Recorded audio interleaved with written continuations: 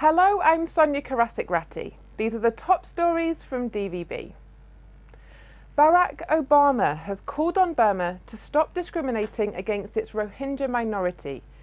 Speaking at the White House, the US President linked an end to the persecution of the group to the overall success of Burma's reform process. Southeast Asia's regional migrant crisis has thrown a spotlight on the plight of the Rohingya in recent weeks. Obama said that humanitarian assistance for those in peril should be the priority and commended Malaysia and Indonesia for offering shelter to those who've arrived on their shores. What's required for Myanmar to succeed? I think one of the most important things is to put an end to discrimination against people because of what they look like or what their faith is. Writer and former National League for Democracy member Htin Linn Oo was sentenced to 2 years with hard labour by a Sagaing Division court on Tuesday. Htin Linn Oo was found guilty of defaming religion and received the maximum penalty. He was absolved of a second charge of hurting religious feelings. The former NLD information officer has been in jail since the trial began 8 months ago.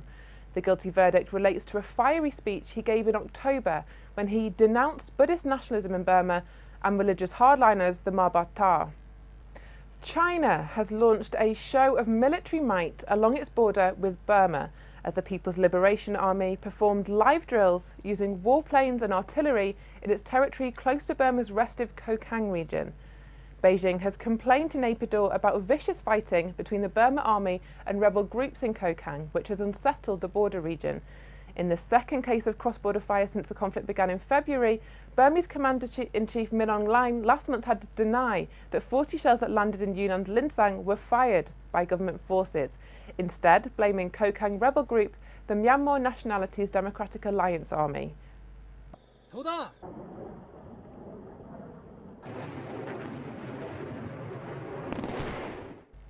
Delegates from ethnic armed groups are in Karen National Union rebel-held territory for a 5-day ceasefire summit. The nationwide ceasefire coordination team are hoping to get all armies to agree to the text of a draft peace deal brokered with the government in March. The UN Secretary-General's Burma representative Vijay Nambiar was at the talks alongside China's envoy in Naypyidaw. Nambiar said the peace process is at a crucial stage. If the process can be started before the elections and with the support of the international community, I feel there is a greater possibility to ensure that the succeeding government will commit to it. You can find more on all of today's stories at dvb.no. Bye for now.